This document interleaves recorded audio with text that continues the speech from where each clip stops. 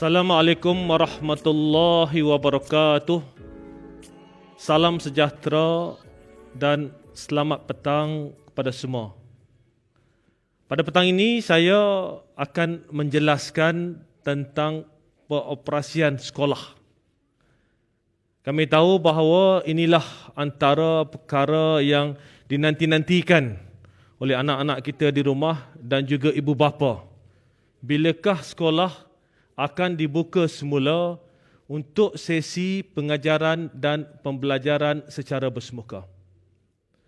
Saudara-saudari, dalam kami merangka satu kerangka yang menyeluruh berkaitan dengan pengoperasian semula sekolah, antara asas utama yang kami gunakan adalah kerangka pelan pemulihan negara. Dalam kerangka pelan pemulihan negara telah dijelaskan bilakah sektor-sektor tertentu akan dibuka. Dan dalam kerangka ini juga ada nilai-nilai ambang yang dipertimbangkan. Maka kerangka ini dijadikan sebagai asas. Dan jika kita fahami konteks pelan pemulihan negara, kita bergerak daripada satu fasa ke fasa yang berikutnya. Fasa 1 ke fasa 2, 2 ke 3, 3 ke 4. Dan di fasa 4 itu secara umumnya kita kembali kepada kehidupan biasa dalam norma baharu. Maka kerangka ini digunakan oleh kementerian dalam rangka bilakah sekolah akan dibuka untuk pengajaran dan pembelajaran secara bersemuka.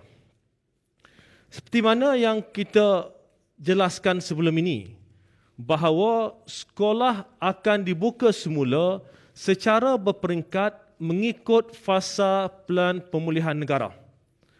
Dalam pelan pemulihan negara, saya tunjukkan tadi jelas, dalam fasa-fasa tertentu ada komponen tertentu dalam sektor pendidikan yang boleh dibuka dan yang tidak boleh dibuka. Saudara-saudari, dalam kami membuat keputusan tentang kerangka komprehensif pembukaan semula sekolah ini, ianya bukan sekadar dibuat di kementerian. Bukan sekadar kami duduk berbincang sama kami dan menetapkan apakah perancangan pembukaannya. Perancangan pembukaan sekolah ini dibuat dengan penuh teliti, dengan cukup rapi, mendapatkan pandangan daripada semua pihak yang terlibat. Kami adakan banyak sesi libat urus bersama ibu bapa, bersama guru-guru, pengetua, guru besar, pakar-pakar, dan yang paling penting, sebelum kami membuat keputusan, kami duduk berbincang dengan Kementerian Kesihatan Malaysia dan juga Majlis Keselamatan Negara. Jadi semua ini diperincikan satu persatu, dicerakinkan dengan penuh teliti bagi memastikan kita mengambil kira semua komponen, semua faktor dalam ekosistem pendidikan di bawah KPM.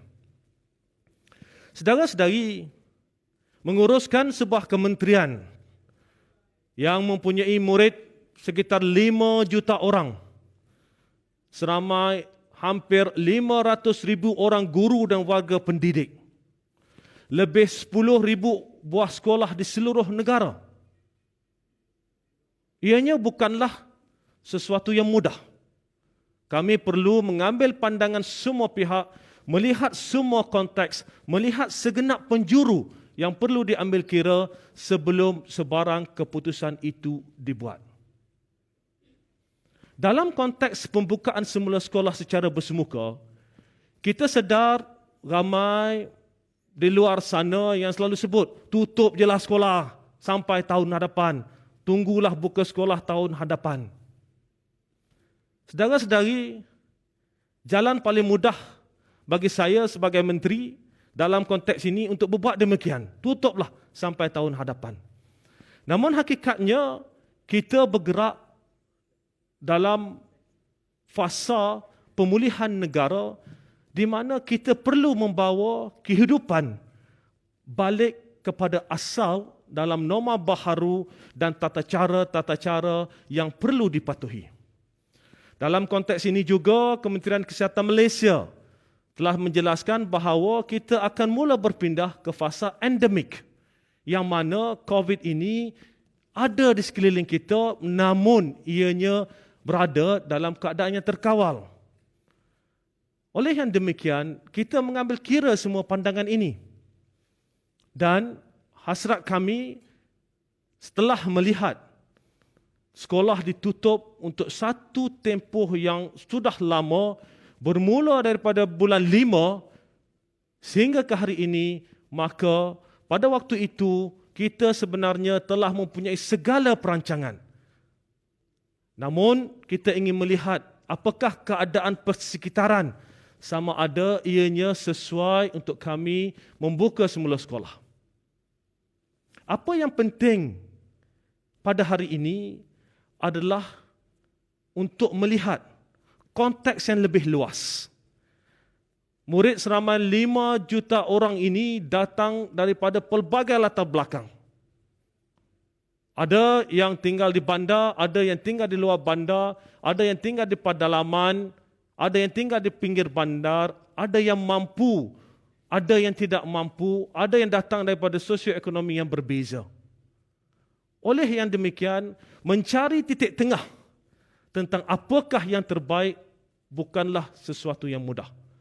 Namun kami yakin dengan segala sesi libat urus yang dilaksanakan dan perbincangan yang dilaksanakan, kerangka yang kami akan bentangkan ini adalah kerangka, walaupun tidak sempurna, adalah kerangka yang terbaik dalam konteks pemulihan negara, termasuklah dalam sektor pendidikan. Saudara-saudari, apa yang penting adalah untuk membawa anak-anak ini kembali ke sekolah kerana mereka telah lama renggang daripada sekolah. Kita tidak boleh terus biarkan anak-anak ini terus renggang dengan sistem persekolahan. Maka sebab itu, keputusan dibuat melihat kepada fasa-fasa pelan pemulihan negara. Saudara-saudari, isu utama sewaktu kita buka sekolah pada tahun lepas adalah kehadiran yang ramai. Kita tahu ramai ibu bapa kata SOP dalam sekolah dah cantik, tapi kat luar sekolah itu masih bersesak-sesak. Kat luar sekolah itu time masa nak datang ke sekolah atau masa nak disuraikan, cukup ramai ibu bapa menunggu anak-anak dan ini menimbulkan kesesakan. Dan ada yang kata tak guna SOP dalam sekolah cantik, tapi di luar sana itu keadaannya tidak tersusun. Maka kami bincang, kami lihat, kami perincikan apakah pendekatan yang terbaik, terutamanya mengambil kira Delta variant. Kita lihat apakah kita boleh kurangkan kapasiti di dalam bilik darjah, dan jika boleh, bagaimanakah cara terbaik untuk melaksanakannya. Oleh demikian, untuk makluman saudara-saudari, apabila sekolah dibuka semula berdasarkan fasa-fasa yang akan saya jelaskan sekejap lagi, perkara yang paling penting adalah kami akan pastikan supaya kehadiran ke sekolah pada satu-satu masa adalah hanya 50% daripada enrolment keseluruhan. Bagaimanakah kita nak laksanakannya? Kita akan laksanakan penggiliran minggu. Apa makna penggiliran minggu dalam konteks ini? Murid dalam satu kelas akan dibahagikan kepada 2 kumpulan. Maknanya, kelas 100% dipecahkan pada 2 kumpulan dan kita laksanakan pembahagian kepada 2 kumpulan ini untuk semua kelas. Ini bermakna secara keseluruhannya hanya 50% daripada keseluruhan murid akan datang ke sekolah pada satu-satu masa. Bagaimanakah kaedah ini akan dilaksanakan? Ya, kita perlu ingat, had jumlah murid dalam setiap kelas adalah 50% sahaja. Sebagai contoh, katakanlah kita ambil contoh kelas tingkatan 5A. Tingkatan 5A ini mempunyai murid seramai 36 orang. Maka tingkatan 5A akan dibahagikan kepada 2 kumpulan. 5A kumpulan 1 seramai 18 orang, 5A kumpulan 2 seramai 18 orang. Minggu pertama, murid kumpulan A akan datang ke sekolah secara bersemuka, dan murid kumpulan B akan berada di rumah untuk PDPR.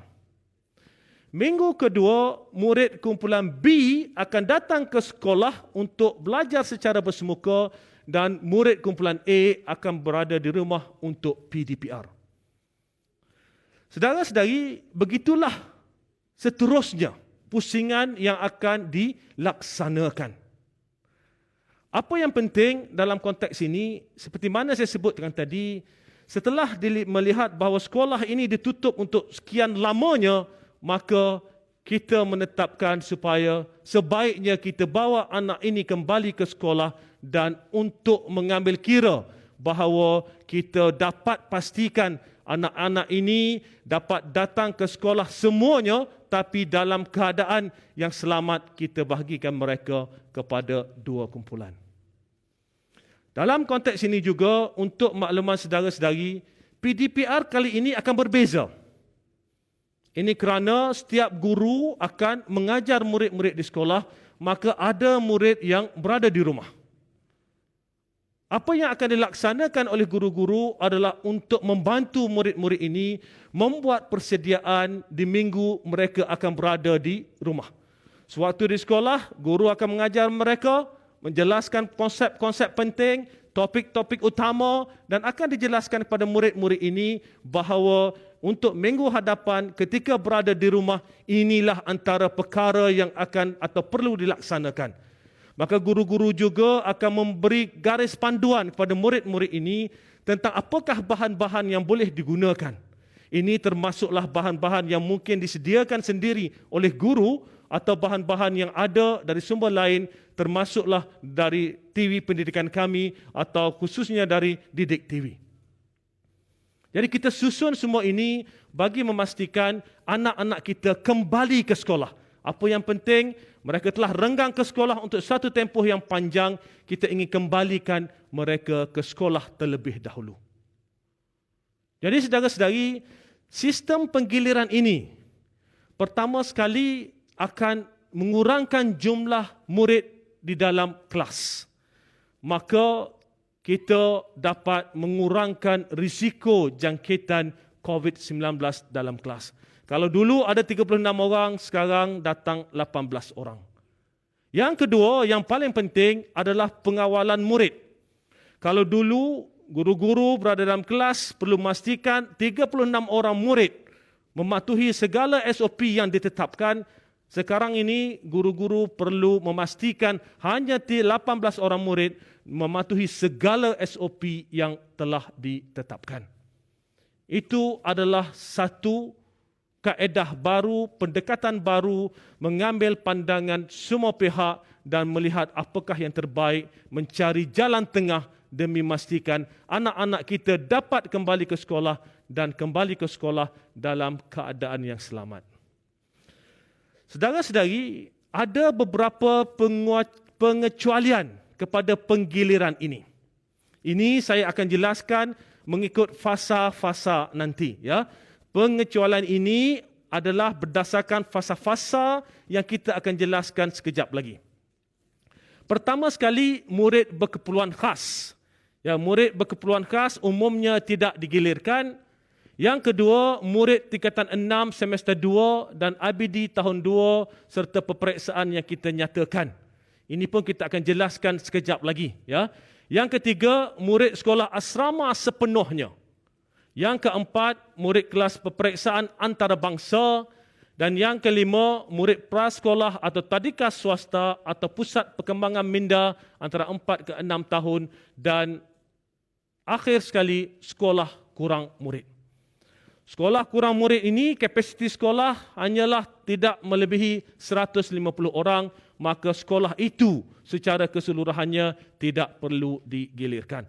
Ini adalah prinsip asas. Saya akan jelaskan satu persatu dalam konteks fasa-fasa yang kita akan lihat nanti. Pertama sekali, pembukaan sekolah untuk fasa 1. Seperti mana yang dinyatakan dalam Pelan Pemulihan Negara, untuk fasa 1 tiada sekolah yang dibuka. Maka semua murid untuk negeri-negeri dalam fasa 1, sama ada mereka di sekolah rendah atau mereka di sekolah menengah, mereka akan terus melaksanakan PDPR. Ya. Seterusnya, bagaimanakah pula pembukaan sekolah rendah dalam fasa 2? Fasa 1 tidak ada yang akan ke sekolah. Ya. Fasa 2 untuk murid sekolah rendah hanya murid MBK, iaitu murid berkeperluan khas, ya, anak-anak istimewa di sekolah kebangsaan pendidikan khas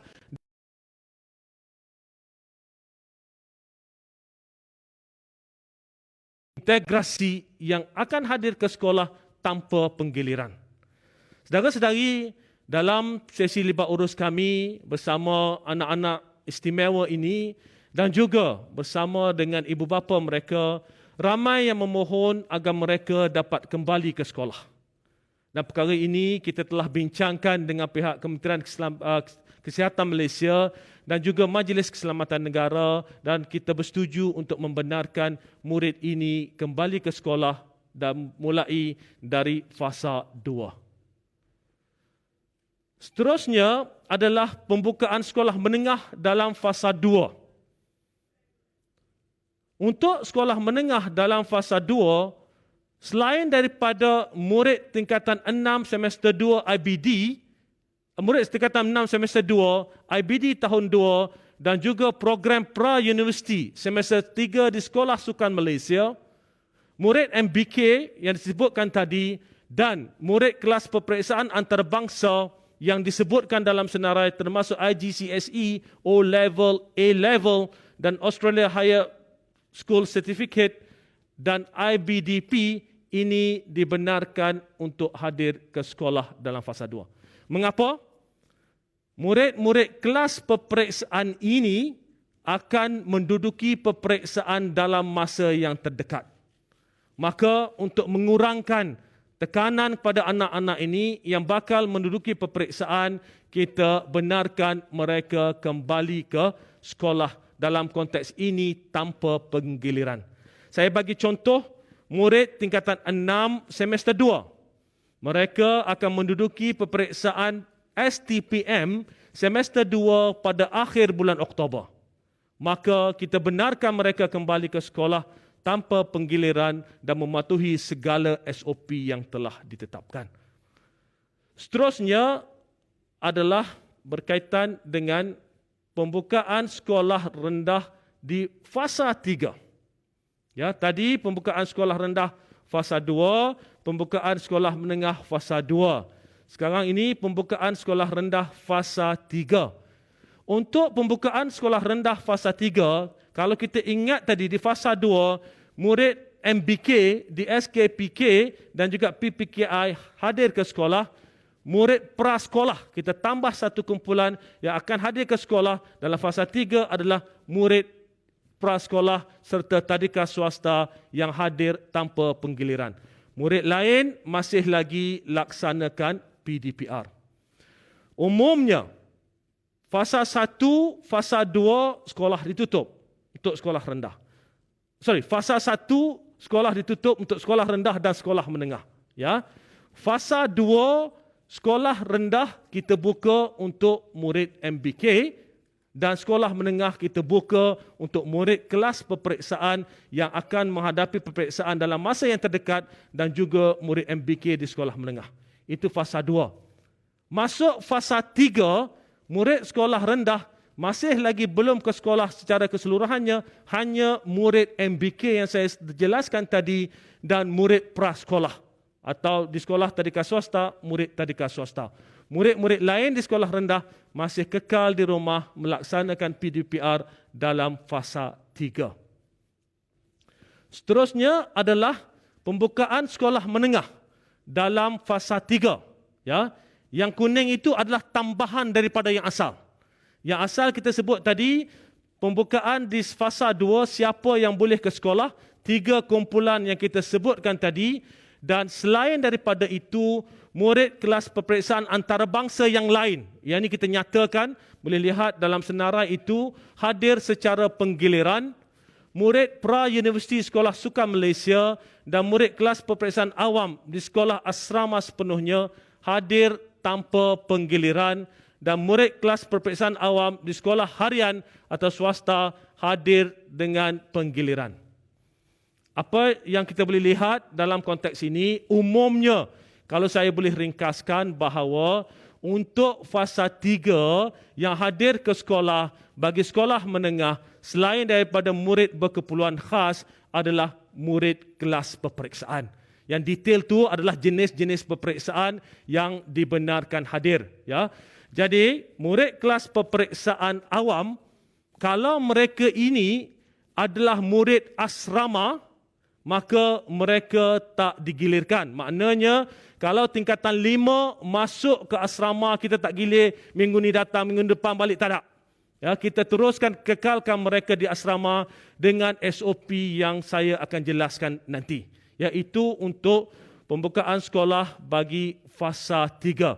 Fasa 3, sekolah menengah, kelas peperiksaan sahaja umumnya. Ya, orang lain tak pergi lagi. Jelas? Seterusnya, pembukaan sekolah rendah dalam fasa 4. Okey, kalau kita lihat pelan pemulihan negara, fasa 4 adalah fasa apabila semua sektor dibuka. Namun, dalam konteks kami, sekolah-sekolah akan dibuka dalam fasa keempat ini masih secara berperingkat. Buka secara berperingkat. Jadi kalau kita lihat dalam fasa 4, murid-murid lain untuk fasa 4 pembukaan sekolah rendah, murid MBK masih hadir seperti biasa tadi kita sebut. Murid prasekolah hadir, yang ingat fasa 3 prasekolah hadir, MBK hadir. Untuk tempoh 3 Oktober hingga 17 Oktober. Ingat kita buka sekolah 3 Oktober ya. Tempoh 2 minggu pertama ini, murid lain di sekolah rendah masih belum hadir ke sekolah, mereka masih laksanakan PDPR. Okey. Seterusnya kena tengok tarikh ya. Ini 17 Oktober hingga 31 Oktober. Right? Tadi 3 Oktober hingga 17. Murid sekolah rendah dia tak pergi lagi. Yang pergi hanya murid berkeperluan khas dan juga murid prasekolah. Right? Masuk 17 Oktober, maka murid tahap 1, iaitu murid tahun 1, tahun 2 dan tahun 3 akan datang ke sekolah secara penggiliran. Bermula daripada 17 Oktober. Right? Murid tahap 2, iaitu murid tahun 3, tahun 4 tahun 4, tahun 5 dan tahun 6 akan masih laksanakan PDPR. Kemudian, ini 17 Oktober hingga 31 Oktober. Kemudian 2 minggu berikutnya, maka murid tahap 2, iaitu tahun 4, 5 dan 6 akan mula hadir ke sekolah secara penggiliran. Boleh faham ya? Umumnya, negeri fasa 3, sekolah rendah, kita bagi murid negeri fasa 4, sekolah rendah, murid MBK akan datang ke sekolah terlebih dahulu dengan murid prasekolah. Kemudian untuk tempoh 2 minggu bermula 3 hingga 17 hari bulan. Lepas 17 murid tahap 1 iaitu murid tahun 1, 2 dan 3 akan hadir. Daripada 17 hingga 31. Kemudian daripada 31 murid tahap 2 iaitu tahun 4, 5 dan 6 akan hadir ke sekolah. Umumnya bermula 31 Oktober, semua murid sekolah rendah di negeri fasa 4 akan hadir ke sekolah namun dengan penggiliran. Ya. So ini seperti mana saya sebut tadi merupakan satu proses langkah demi langkah untuk memastikan proses pembukaan sekolah ini berjalan dengan baik, berjalan dengan lancar dan keselamatan anak-anak kita sentiasa diberi keutamaan. Jadi, untuk murid sekolah rendah, kalau kita boleh ringkaskan, buat rumusan apakah konteks kehadiran murid sekolah rendah di negeri fasa keempat, inilah kaedahnya. Pertama sekali saya sebut tadi, Dua minggu pertama daripada 3 Oktober hingga 17, murid berkeperluan khas dan juga murid sekolah prasekolah, murid lain PDPR. Daripada selepas itu 17 Oktober untuk tempoh 2 minggu, murid tahap 1 kita masukkan, iaitu tahun 1, 2 dan 3. Selepas itu bermula daripada 31 Oktober ke hadapan kita akan masukkan murid tahap 2, maka sekolah akan berjalan di mana semua murid secara umumnya hadir tetapi melalui kaedah penggiliran. Saya harap ini jelas untuk saudara-saudari fahami. Kemudian, ceritanya untuk sekolah menengah. Ini kalau nak lihat amat terperinci, ya. Sekolah menengah tadi fasa keempat, kita jelaskan siapa yang hadir untuk fasa ketiga tadi. Yang dah hadir fasa ketiga ni, dia hadirlah dalam fasa keempat, ya. Dan dalam fasa keempat ini akan ada pertambahan seperti mana kita buat di dalam konteks sekolah rendah tadi.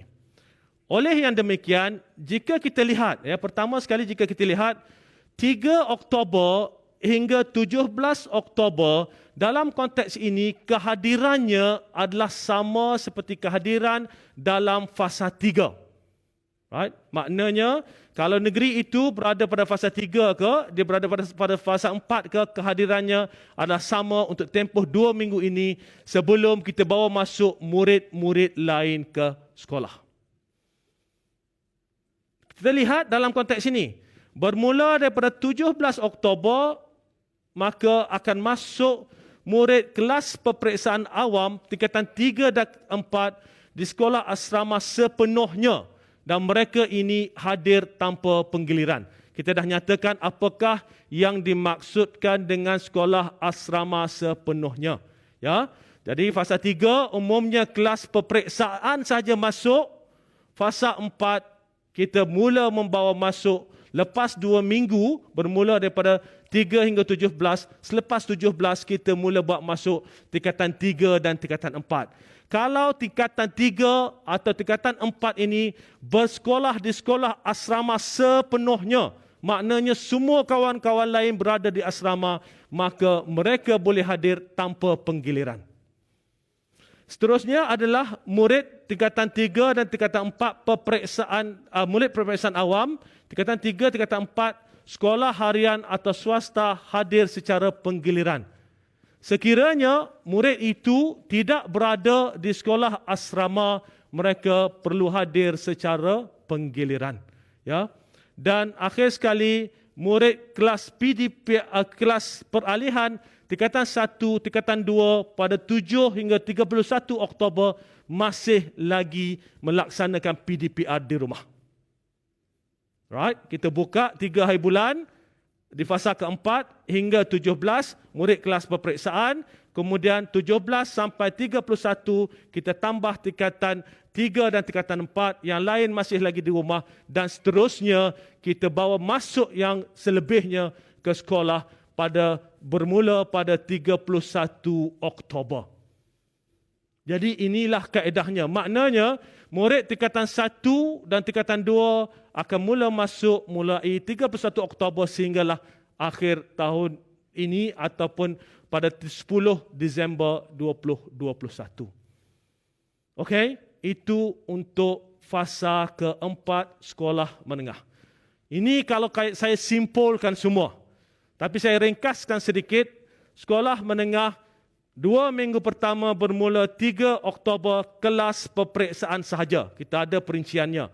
Kemudian lepas 17 Oktober murid tingkatan 3 dan tingkatan 4 akan masuk. Kemudian lepas 31 Oktober atau bermula 31 Oktober murid tingkatan 1 dan tingkatan 2 akan masuk. Jadi kita bawa mereka masuk secara berperingkat, again, bagi memastikan mereka dapat kembali ke sekolah tapi kembali dalam keadaan yang selamat, insya-Allah. Seterusnya,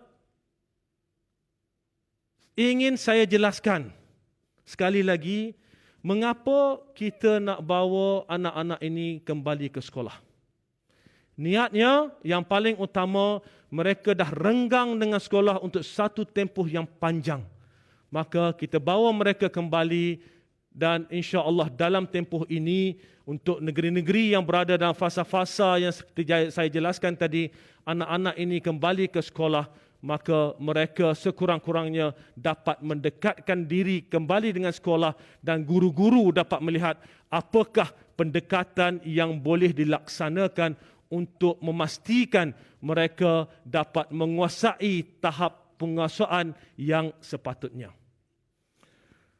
Saudara-saudari, kita sedar tahun ini, tahun lepas merupakan tahun yang amat mencabar.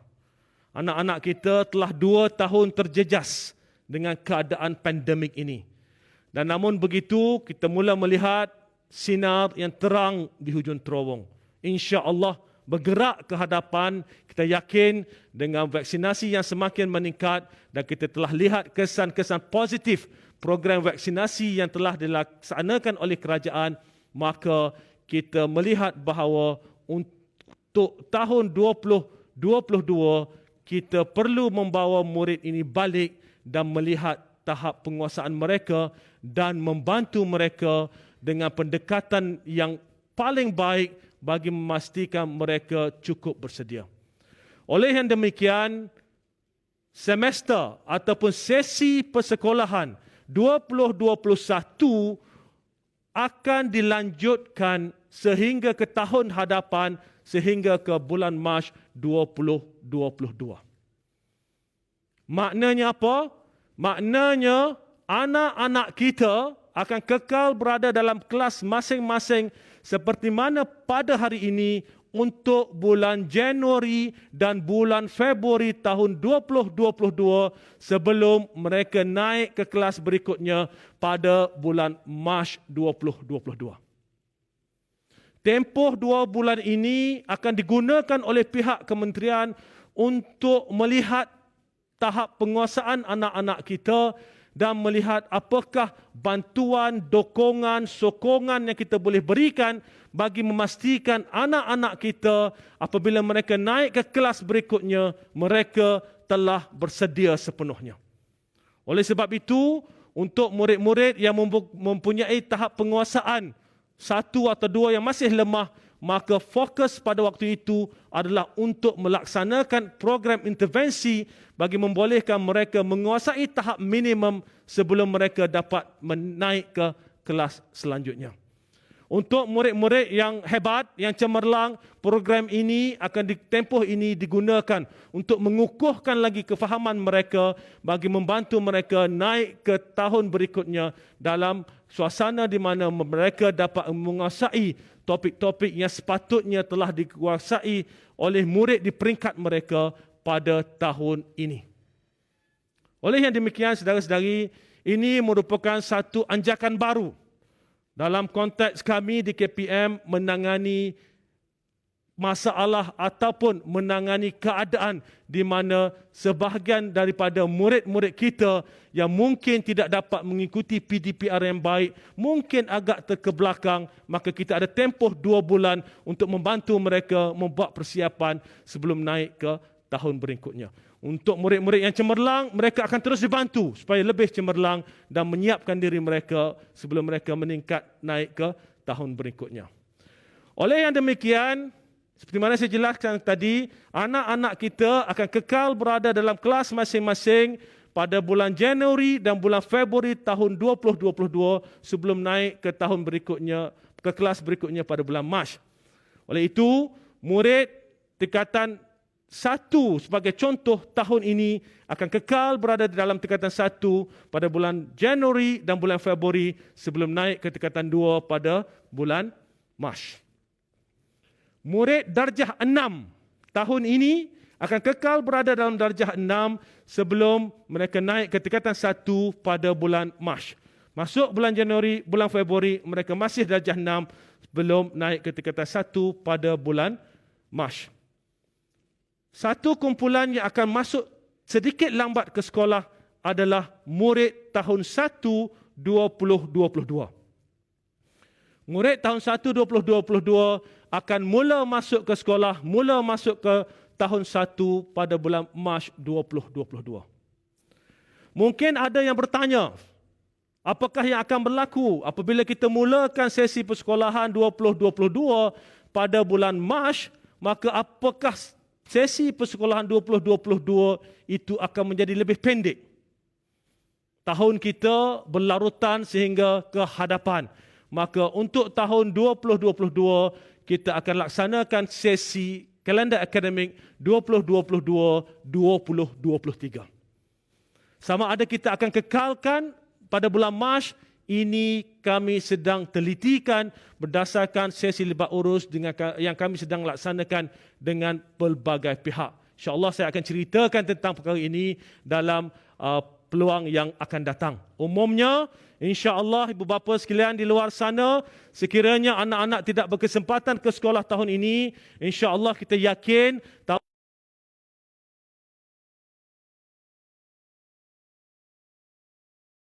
daripada sekarang dan pada waktu itu anak-anak telah dapat kembali ke sekolah, maka kami di KPM akan mengambil tanggungjawab mempersiapkan mereka sebelum mereka naik ke tahun berikutnya. Saudara-saudari, saya ingin sentuh beberapa perkara tentang pengoperasian sekolah. Pertama sekali adalah status vaksinasi. Tentunya ramai yang tanya, bagaimanakah status vaksinasi guru, anggota kumpulan sokongan dan juga kaki tangan sokongan lain di sekolah. Setakat mana kadar vaksinasinya? Inilah data kadar vaksinasi yang terkini dalam kalangan guru, AKP dan juga kaki tangan sokongan.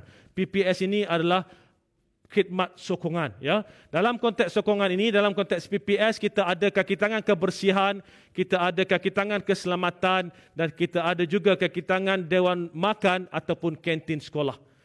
Apa yang kita tekankan bahawa dalam semua keadaan, semua mereka yang berada di sekolah pada satu-satu masa dalam ketiga-tiga kumpulan ini, mereka mesti telah divaksinkan.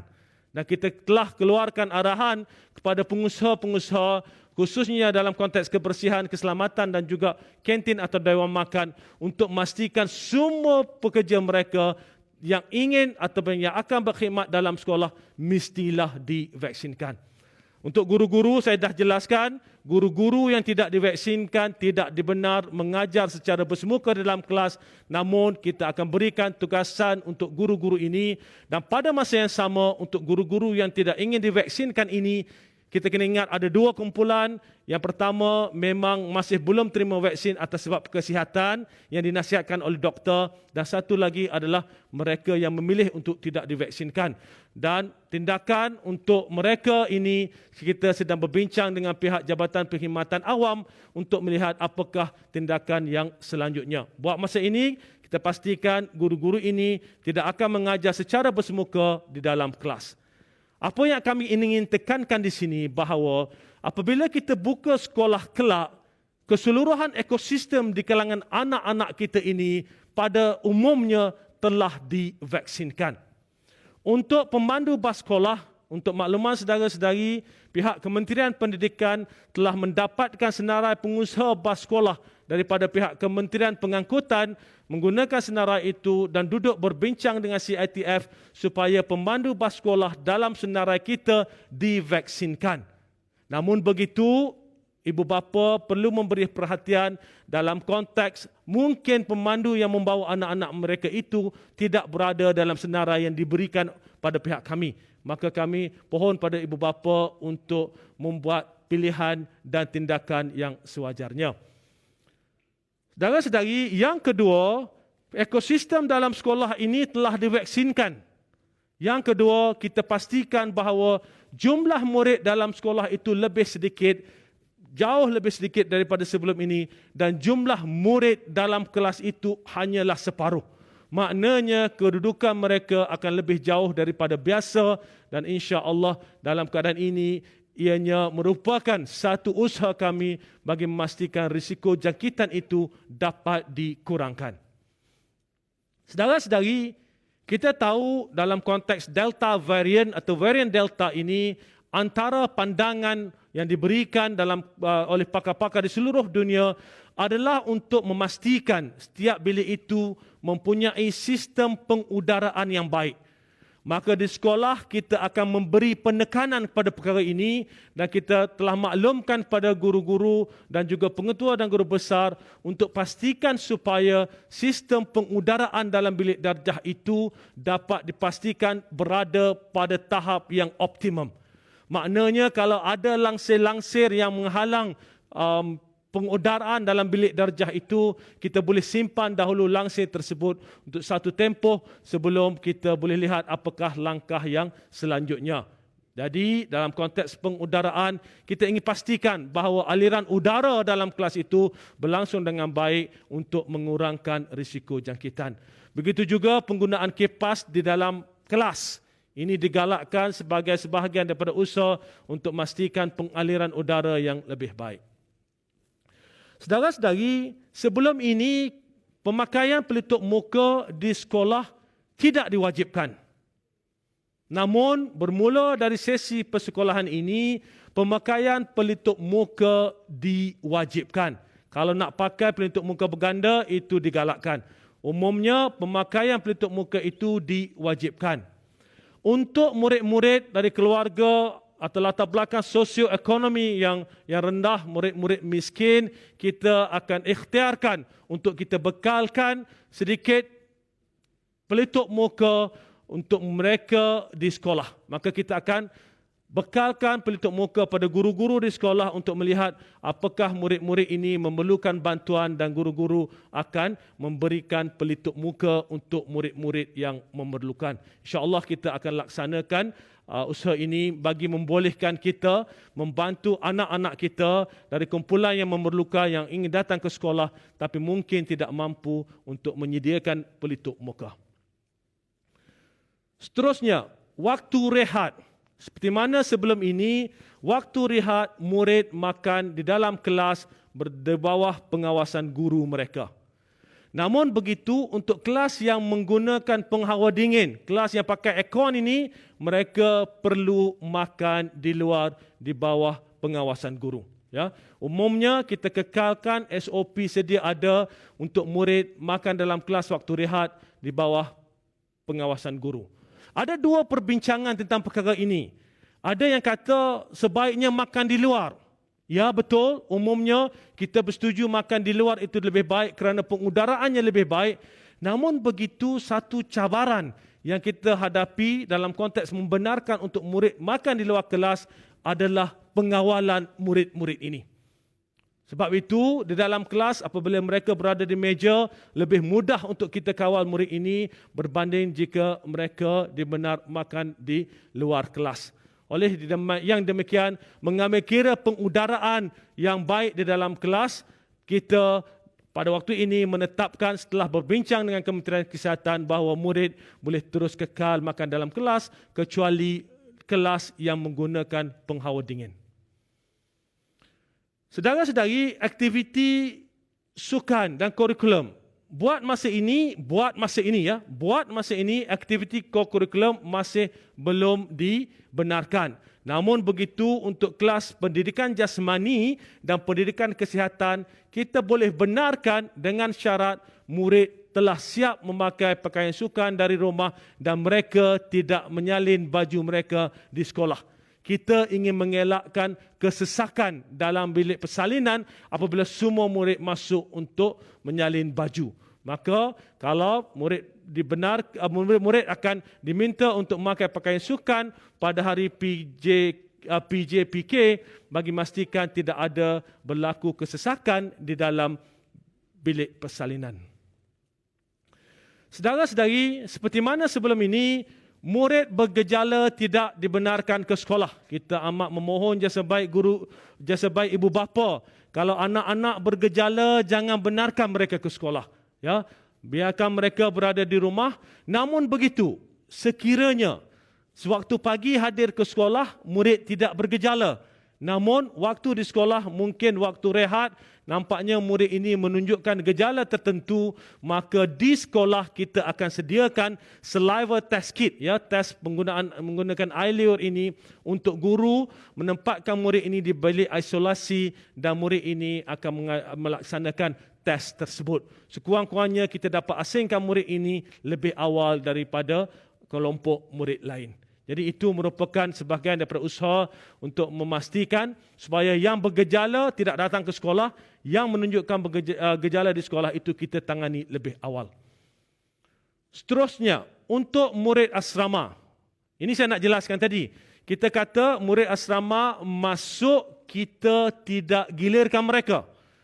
Kerana apa? Kita ingin wujudkan asrama ini sebagai satu gelembung selamat, safe bubble untuk anak-anak kita. Untuk memastikan asrama ini adalah satu safe bubble, apa yang kita perlu laksanakan adalah untuk melaksanakan saliva test kit atau ujian air liur ini 3 kali. Pertama sekali, sebelum mereka masuk ke asrama, mereka akan diminta untuk melaksanakan tes COVID-19 menggunakan test kit. Yang kedua, pada hari ke-6 mereka akan dites sekali lagi, dan pada hari ke-14 mereka akan dites sekali lagi. Kita harap dengan pendekatan ini maka asrama itu sendiri menjadi gelembung selamat untuk anak-anak kita terus berada di sekolah.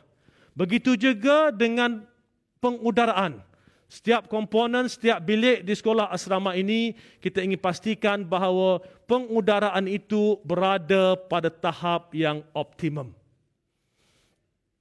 Saudara-saudari, kita sedar, bila kita buka sekolah, ada ibu bapa yang mungkin melihat baju anak-anak mereka dah ketat.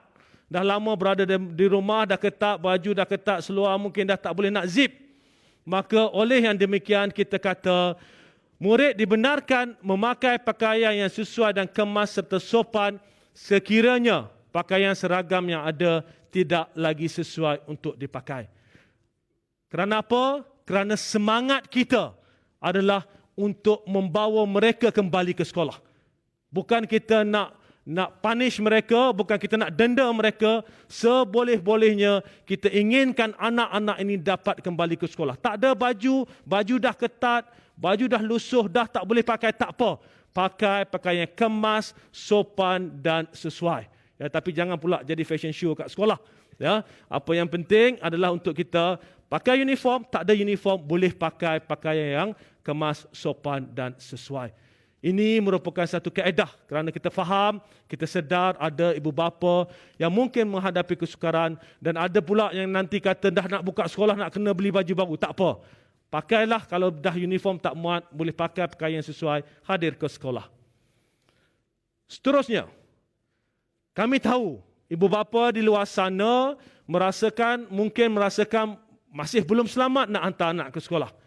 Tapi ibu bapa fikir kalau tak hantarkan kena denda pula. Terpaksa hantar anak ke sekolah. Kami memahami keadaannya. Sebab itu kita kata, niat kita buka sekolah adalah untuk merapatkan kembali anak-anak kita dengan sekolah.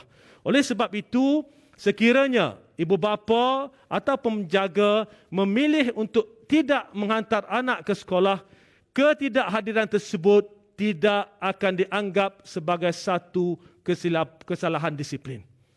Maknanya tak hadir tak apa, tak dianggap sebagai kesalahan disiplin. Kami tak akan hantar surat amaran, tetapi ibu bapa perlu menulis surat ke pihak sekolah untuk menjelaskannya.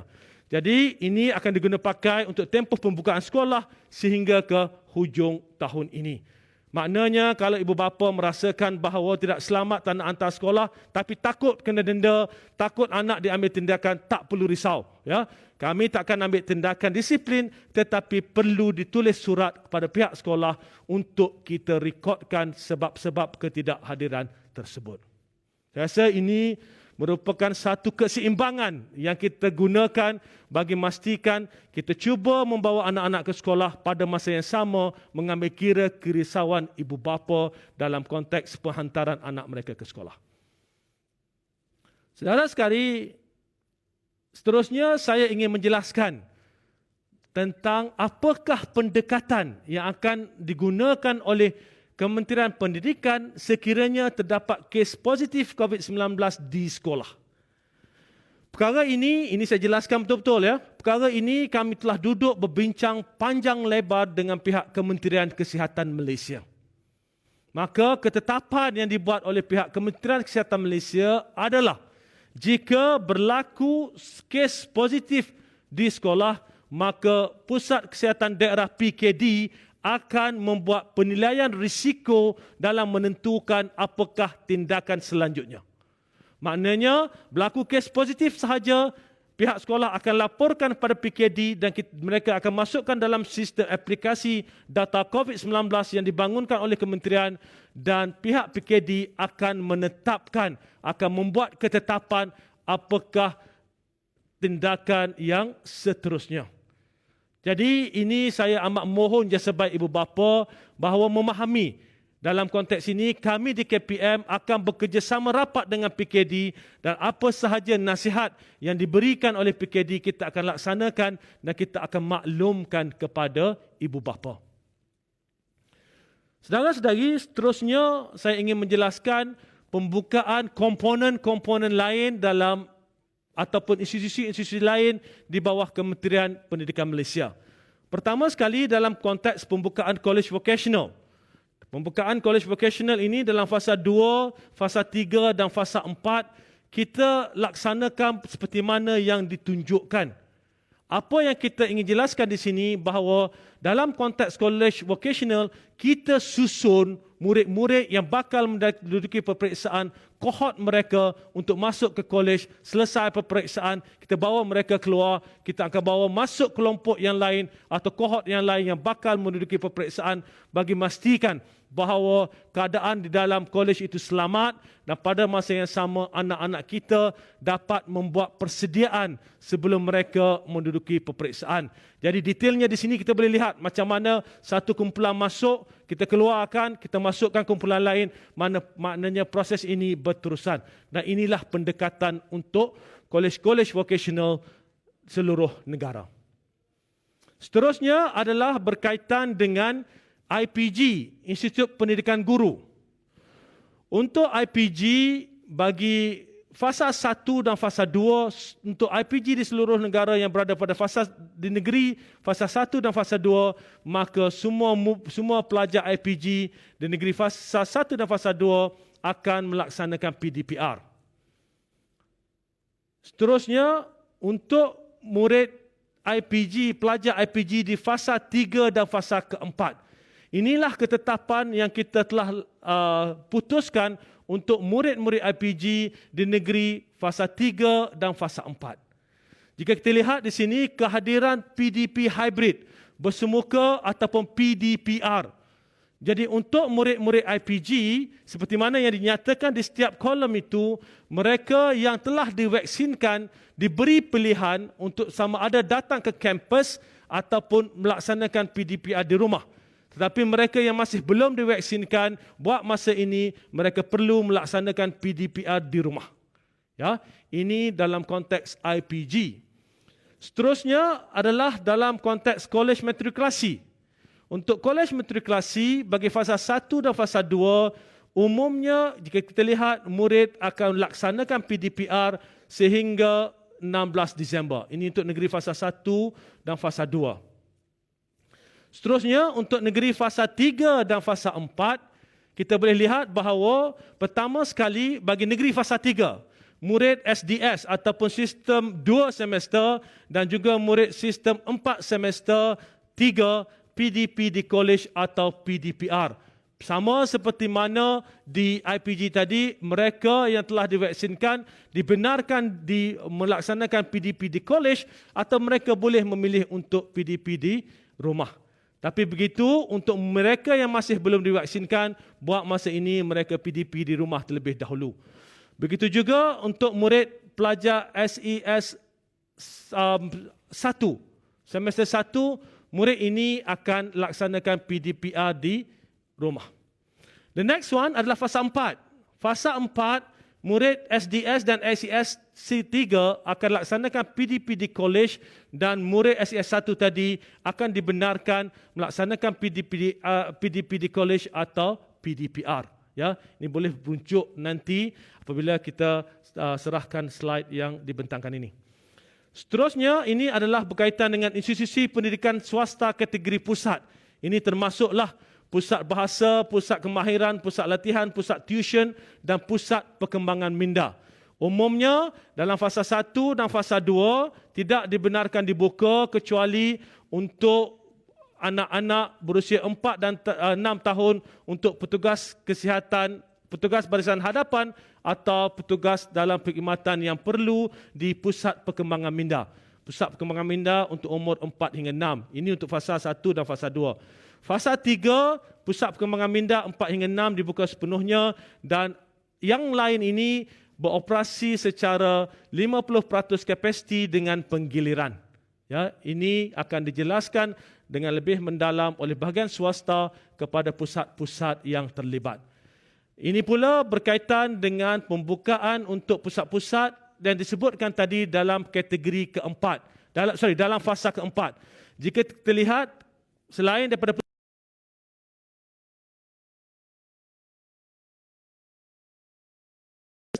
kemudian 70% kapasiti sebelum dibuka sepenuhnya mulai 31 Oktober. Okey, untuk kawasan yang dijadikan sebagai travel bubble, negeri atau kawasan atau pulau yang dijadikan travel bubble ini bermaknanya apa? Keseluruhan sistem ekonomi di dalam travel bubble itu telah bergerak sepenuhnya. Maka mengambil kira keadaan tersebut, negeri ataupun kawasan yang dikira sebagai travel bubble ini dalam konteks pembukaan semula sekolah akan mengikuti pembukaan berdasarkan fasa 4. Ya, sebab semua sektor lain dah dibuka dalam travel bubble ini, maka sekolah akan dibuka mengikut ketetapan untuk fasa 4. Sebagai contoh, apabila Langkawi melaksanakan travel bubble, maka dalam konteks itu, sekolah-sekolah di Langkawi akan mengikut proses pembukaannya berdasarkan negeri di fasa 4.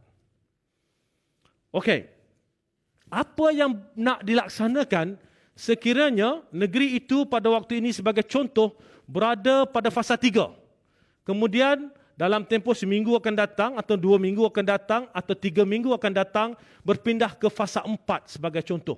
Sekarang ada negeri tersebut di fasa 3 berpindah ke fasa 4. Macam mana nak buka sekolah? Maka kita berikan tempoh 2 minggu dari tarikh perpindahan negeri tersebut daripada setiap fasa ke fasa yang lain. 2 minggu dari tarikh tersebut, selepas itu mereka boleh membuka sekolah mengikut ketetapan dalam fasa tersebut. Ya, kalau diumumkan, katakanlah sebuah negeri A masuk fasa ketiga hari ini, maka lepas 2 minggu daripada hari ini, sekolah di negeri tersebut boleh mengikut ketetapan fasa 3. Ya, itu bagi membolehkan ruang untuk pihak sekolah membuat persediaan bagi memastikan segalanya telah siap sebelum mereka membuka semula sekolah. Saya rasa itu sahaja, sejam exactly saya buka kepada soalan. Silakan.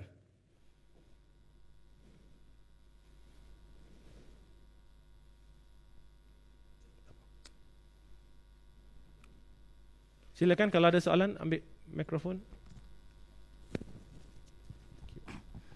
Assalamualaikum Datuk. Assalamualaikum. Firdaus Aziz Syawadi. Tadi berdasarkan pengumuman segala pembentangan oleh Datuk, kita dapat lihat mungkin ada pertambahan kerja untuk petugas-petugas pendidikan, guru-guru dan sebagainya. Sebagai contoh, katalah sekolah itu ada kes positif, maka dimaklumkan sebagainya. Jadi bagaimana, ada tak sistem sokongan untuk membantu guru-guru ini dalam menghadapi kaedah yang baru? Sebagai contoh, kena split kelas dan sebagainya. Ada tak sokongan untuk mereka? Ya, ada. Ini saya tak sebutkan tadi ya. Kita telah siapkan garis panduan untuk kita kongsikan dan maklumkan kepada guru-guru apakah pendekatan yang kita akan gunakan. Yang ini seperti mana saya sebut tadi, perkara paling utama adalah untuk tidak membebankan guru. Ya, itu perkaranya. Itu prinsip asasnya. Seperti mana saya sebut tadi, prinsip asas yang paling penting untuk membawa anak-anak ini kembali ke sekolah. Dan dalam konteks ini juga guru-guru tidak dibebankan dengan tugas-tugas baru. Ya, seperti mana kita sebut keadaan dalam kelas, kalau dulu ramai sekarang dah separuh, kita ambil kira pelbagai sudut, melihat dari pelbagai sudut, pelbagai aspek bagi memastikan pendekatan yang digunakan ini tidak akan membebankan guru-guru. Ya, okey. Ada lagi? Silakan. Assalamualaikum, Datuk. Saya Faris dari RTM. Saya nak tanya, untuk pembukaan semula sesi persekolahan ni kan nanti, adakah ia hanya akan dibenarkan untuk murid yang sudah divaksin ataupun semua boleh memulakan sesi persekolahan tu? Memandangkan perkara berkaitan vaksin ini di bawah CITF dan juga JKJAV, ya, kita buat masa ini program vaksinasi itu masih baru berjalan, ya. Jadi kita akan terus berbincang untuk melihat dalam konteks murid di sekolah apakah pendekatan yang terbaik. Jadi kita lihat dahulu proses ini berjalan dan kita sedang berbincang untuk melihat apakah pendekatan yang akan digunakan kelak. Okey. Salam. Ada dua soalan. Soalan yang pertama, adakah pelajar-pelajar ini perlu melengkapkan 2 dos ataupun ada jenis vaksin yang memerlukan 1 dos sahaja untuk ke sekolah? Yang kedua, adakah sesi persekolahan akan berlangsung seperti biasa mengikut sesi biasa seperti 7 hingga pukul 1 ataupun dipendekkan sesi persekolahan? Yang pertama sekali berkaitan dengan vaksin, seperti mana yang dijelaskan oleh Menteri Kesihatan tempoh hari bahawa program vaksinasi ini berjalan selaras dengan pembukaan semula sekolah. Jadi tidak ada ketetapan, ya, buat masa ini tentang perkara tersebut. Tentang sesi persekolahan, sesi ini masanya berjalan seperti mana biasa. Sebab apa? Kita nak berikan kelonggaran kepada pihak sekolah untuk memastikan kemasukan berperingkat dan penyuraian berperingkat itu dapat terus dilaksanakan. Jadi walaupun dah 50% kapasiti, sekolah perlu pastikan bila nak balik itu dia kena suraikan secara berperingkat juga. Jadi itu memerlukan masa dan mungkin bila nak masuk juga mereka perlu buat kemasukan berperingkat. Bagi memastikan supaya ada ruang masa untuk proses tersebut dilaksanakan, kita kekalkan waktu persekolahan seperti mana sebelum ini. Okey? Ada lagi? Silakan. Mana? Menteri. Okey. Ya, Menteri Pengajian Tinggi sebentar tadi menegaskan bahawa pelajar kolej yang belum menerima 2 dos vaksinasi tidak akan dibenarkan kembali ke sekolah.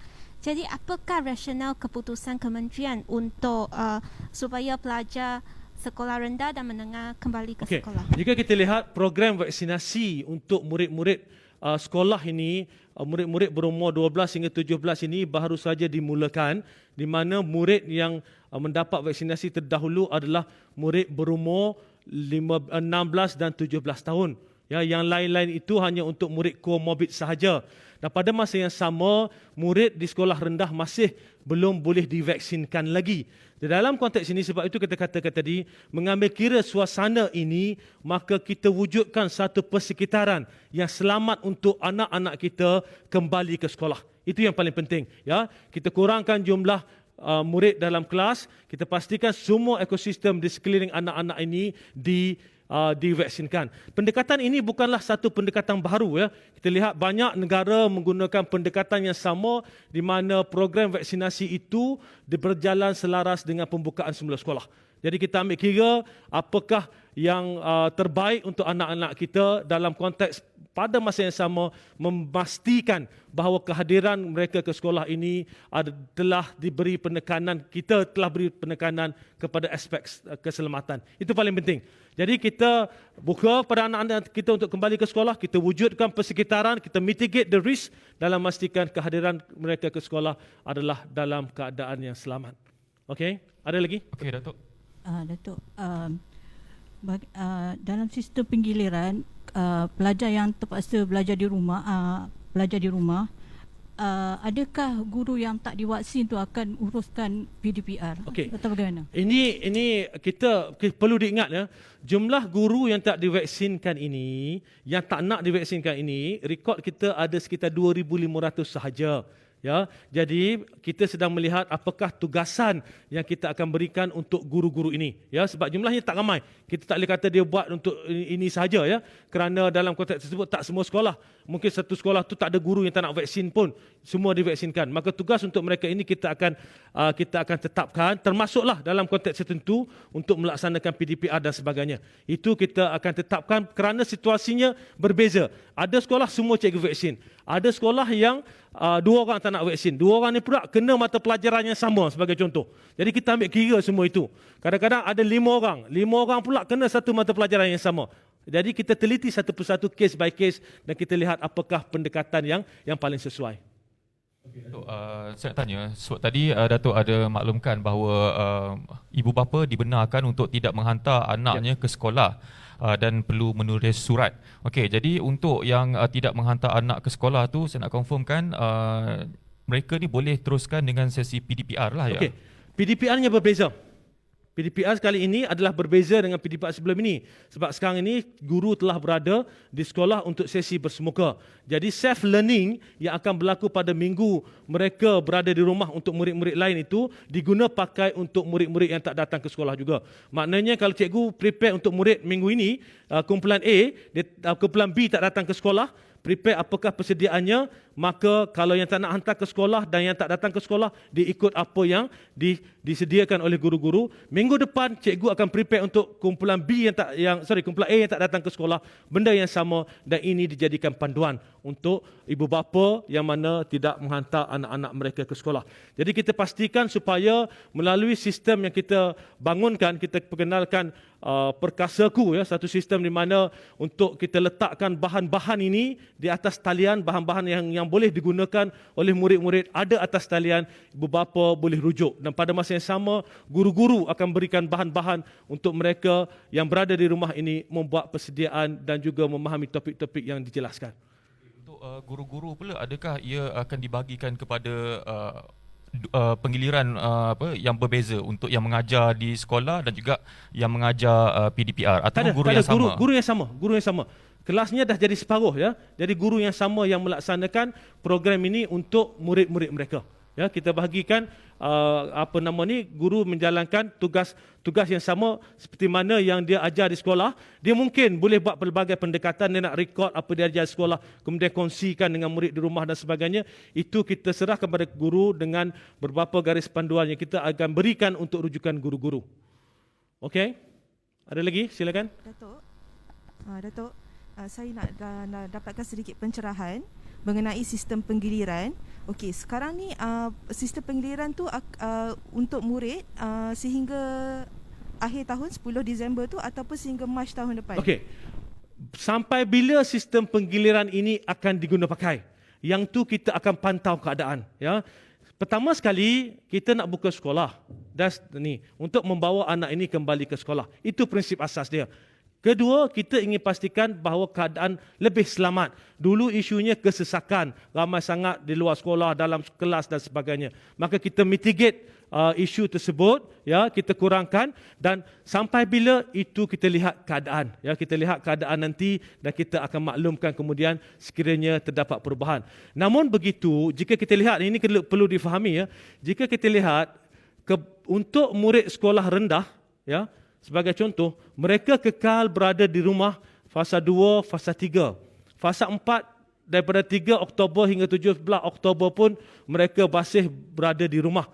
Daripada 17 Oktober baru murid tahun 1, 2, 3 masuk. Sebelum mereka masuk ini, PDPR yang berlangsung ini berlangsung seperti biasa.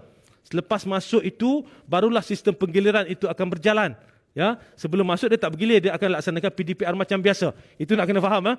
Sebelum masuk, penggiliran tak buat lagi. Dia buat PDPR macam biasa. Bila masuk itu baru berlaku penggiliran, maka pada waktu itu kaedah PDPR-nya sedikit berbeza seperti mana saya jelaskan tadi. Jadi ada ruang untuk anak-anak ini, khususnya anak-anak di sekolah rendah, ibu bapa mungkin risau, atau anak-anak di sekolah menengah, tingkatan 1, 2, 3 dan 4 ini, ada kaedah, ada ruang, mereka teruskan PDPR sehingga penggiliran itu berlaku. Okey, next.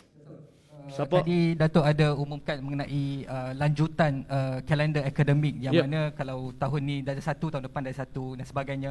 Dan juga Datuk ada sebut sekiranya mereka gagal mengecap apa yang dia ada, maka akan ada intervention, dan bagi mereka yang cemerlang akan terus kekal cemerlang, dibantu lebih cemerlang. Soalan saya, sekiranya bagaimanakah intervention itu untuk golongan, sebab saya pasti akan ada anak-anak yang mungkin sedikit tercicir, bagaimanakah intervention itu akan dijalankan, sebab kita tak nak nanti contribute pada masalah sosial dan sebagainya. Right. Okey, untuk makluman saudara, intervensi ini sebenarnya sekarang ini pun kita dah buat. Ya, intervensi ini khususnya literasi dan numeracy kita sedang laksanakan, dan kita akan teruskan program intervensi ini. Sekarang ini in fact kita bekalkan pada anak-anak kita yang mungkin ketinggalan sedikit dalam konteks literasi dan numeracy di sekolah rendah dengan kit-kit, ya, dengan buku-buku yang sesuai untuk dibantu oleh guru bagi memastikan kita start intervensi ini awal. Jadi bila kita masuk ke tahun hadapan, guru dah tahu apakah intervensi selanjutnya. Maka 2 bulan ini dapat digunakan sebaiknya bagi memastikan mereka dapat menguasai tahap penguasaan minima yang diperlukan sebelum mereka naik ke tahun berikutnya. Okey, ada lagi?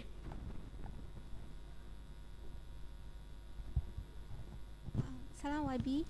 Salam. Ada pihak yang mencadangkan supaya kementerian decentralized power atau memberi kuasa kepada pihak sekolah ataupun jabatan pendidikan untuk merancang dan menguruskan pembukaan sekolah. Jadi apakah pandangan kementerian? Perkara ini kita banyak pandangan yang kita terima, ya. Namun begitu, jika saudara-saudari lihat, kita ada lebih 10,000 buah sekolah di seluruh negara. Even without decentralization pun pelbagai pelbagai pencanggahan berlaku. Sekolah ini kadang-kadang begini, sekolah ini kadang-kadang begini. Maka kita cuba dalam konteks ini untuk memastikan bahawa keadaan itu lebih tersusun, ya. Maka buat masa ini kita ikut ketetapan yang kita telah laksanakan, ya. Buat masa ini melihat pada sistem yang ada dan melihat dalam keadaan krisis ini, maka kita membuat keputusan kita kekalkan apa yang ada bagi memastikan supaya tidak berlaku terlalu banyak pencanggahan. Nanti sekolah sebelah ni buat macam ni, sekolah sebelah ni buat macam ni, ibu bapa sekolah ni pula berhubung dengan kami, ibu bapa sekolah sebelah sana, dia akan jadi perasaan pelbagai di kalangan masyarakat secara keseluruhannya dalam konteks pengurusan sekolah. Dan untuk kami juga, kami dalam konteks krisis ini perlu lebih tersusun, ya, tersusun bagi memastikan setiap langkah itu mengambil kira pelbagai faktor sebelum kita ambil sesuatu tindakan. Okey? Ada lagi? Tak ada? Any more question? Tak ada? Sure, kalau tak ada soalan, sekian saya ucapkan jutaan terima kasih kepada semua.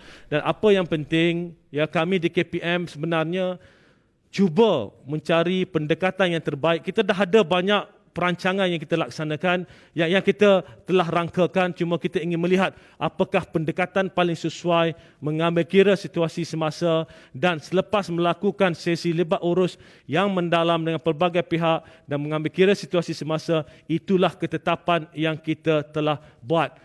Saya tahu bahawa ianya bukanlah sempurna, as I said before. Namun dalam konteks ini kita perlu pastikan bahawa anak-anak kita tidak terus renggang ke sekolah.